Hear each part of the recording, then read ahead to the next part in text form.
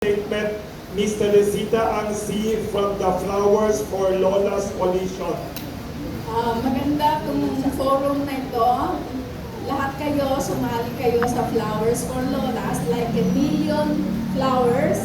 Let our voices be heard.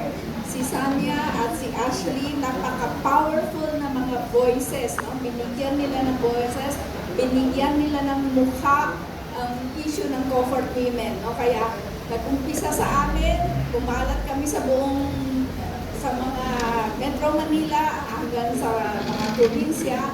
Sana lalo pang kumalat ito na implement nila yung CEDAW resolution na pangalagaan ang kapakanan ng mga natitirang comfort women. No? Kahit man lang bigyan nila ng sustento monthly care packages from DSWD, no? Bigyan ninyo ng kahit di pa nga, bigyan lang ninyo na we care, no? We are concerned, we care.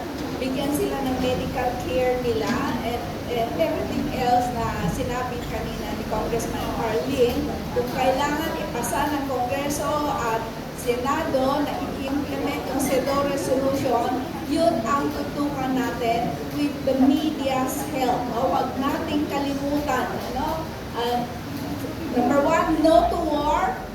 Number two, government mechanism to recognize the comfort women.